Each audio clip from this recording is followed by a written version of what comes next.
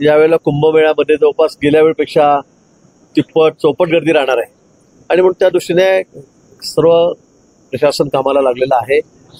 गेल्या 15 दिवसापूर्वी सुद्धा माननीय मुख्यमंत्री महोदयांच्या अध्यक्षतेखाली मुंबईला एक बैठक झाली, विस्तृत बैठक झाली। मला वाटतं त्याच कामाचा आढावा घेण्यासाठी आज ही बैठक बोलवलेली होती।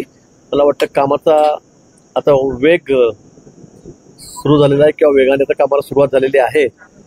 कुंभमेळ्यापर्यंत आम्हाला सर्व कामं पूर्ण करायची आहेत आणि मला असं वाटतं की ते होतील। आणि त्याचबरोबर एक रिंग रोडचा जो प्रश्न होता नाशिक शहराचा, तो सुद्धा 4 दिवसापूर्वी 5 दिवसापूर्वी बैठक झाली। त्यावेळेला माननीय मुख्यमंत्री महोदयांनी निर्देश दिलेले आहेत की या कामाला तात्काळ चालना द्यावी। हा रिंग रोड हा नाशिकसाठी अतिशय महत्वाचा आहे। नाशिकच्या विकासासाठी मला वाटतं की सगळ्यात महत्वाचं काय असेल तर आज रिंग रोड आहे।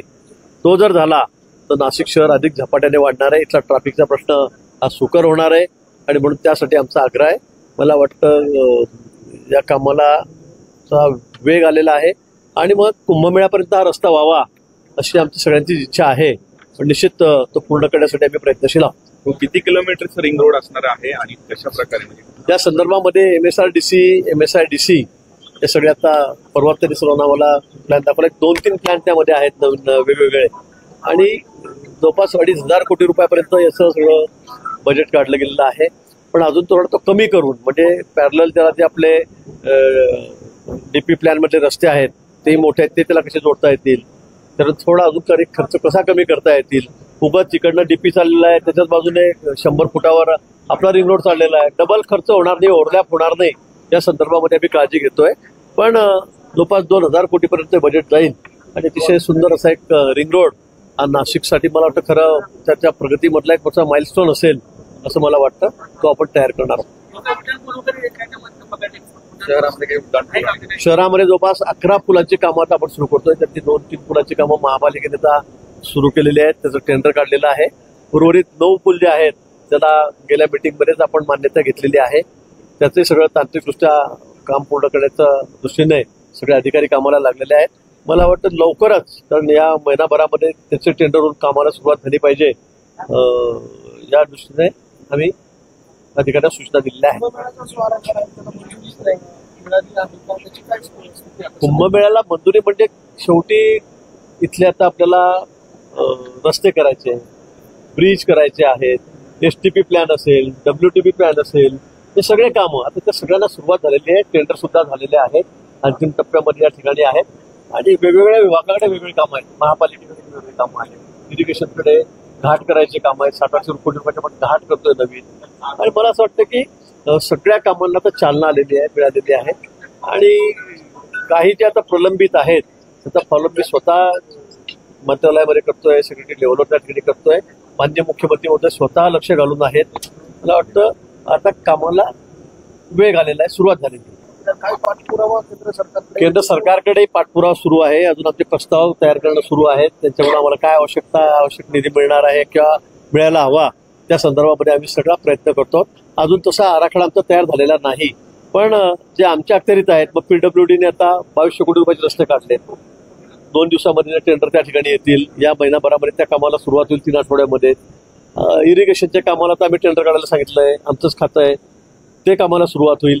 निश्चित जे आम्हाला मागायचं आहे केंद्र सरकारकडे ते आम्ही मागू आणि केंद्र सरकारने आम्हाला सांगितलंय की कुंभमेळ्यामध्ये कुठेही निधी कमी पडणार नाही, तो आम्ही घेऊ। पण अजून आकडा फायनल झालेला नाही किती पैसे म्हणून। मेट्रोच्या बाबतीत काही निर्णय झाला का? मेट्रो की कोणती मेट्रो होणार आहे?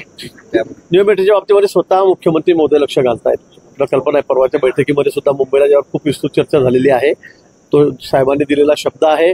निश्चित मेट्रो सुद्धा त्याचं काम आम्ही पूर्ण करणार आहोत। नाशिककरांना एक आज ट्रान्सपोर्टिंगमध्ये दळणवळणामध्ये जो मोठा प्रॉब्लेम आहे वाहतुकीमध्ये, तो सुटण्यासाठी मोठा त्याच्यामध्ये आपल्याला यश आहे। तो केंद्राकडनं अद्याप निधी व्हायचं ठरलेलं आहे, पण राज्याकडनं निधी मिळेल त्या संदर्भात मी सांगितलं की या संदर्भामध्ये वेगवेगळ्या एजन्सीज आहेत, वेगवेगळ्या काम करतायत।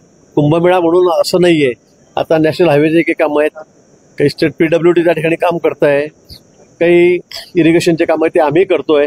त्यामुळे निधीची कमतरता कुठे नाही, निधी नाहीये म्हणून कामं थांबले असं नाही। आता STPचं 1200-1300 कोटी रुपयाचं काम आहे, 8 दिवसामध्ये 15 दिवसामध्ये टेंडर होऊन ते सुरू होईल। त्यामुळे मुख्यमंत्री मला सांगितलेलं आहे की तुम्ही कामाचे टेंडर करा, कामाला सुरुवात करा, जो निधी लागेल तो राज्य सरकार देईल, केंद्राचा जो शेअर असेल तो केंद्र सरकार देईलच. त्यामुळे आज निधी मंजूर नाही किंवा कोण देणार आहे या संदर्भामध्ये कुठेही संभ्रम नाही. कुंभमेळ्याला कुठेही पैसे कमी पडणार नाहीत.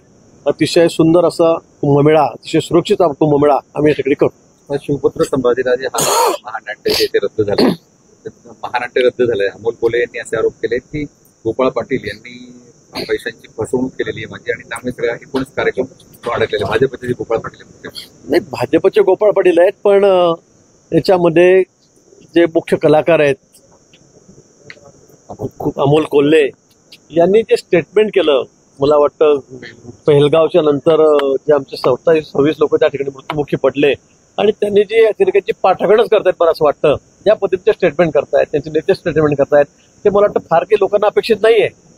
तुम्ही काम रोज तुम्ही संभाजीराजेंचा करायचा आणि बाजू औरंगजेबाची घ्यायची, मला वाटतं हे लोकांना अपेक्षित नाहीये. त्यामुळे कोणालाही ते आवडणार नाही आणि जे सगळ्या हिंदुत्व संघटना आहे त्यांचा त्यांना विरोध होता आणि म्हणून ते बंद केलं. आता बिनबुडाचे आरोप ते करतायत, मलाही कळालेलं आहे, पण त्या आरोपामध्ये कुठलंही तथ्य नाहीये. या मागचं कारण हेच आहे की ज्या पद्धतीचे स्टेटमेंट करतायत, अतिरेकाच्या समर्थनार्थ बोलतायत, ते कोणालाही रुचलेलं नाही. हो, नाशिकमध्ये भाजपचे शहराध्यक्ष असतील किंवा जिल्हाध्यक्ष बदलाच्या हालचाली सुरू असल्याची चर्चा बदला त्यांनी देशभर चाललेला आहे.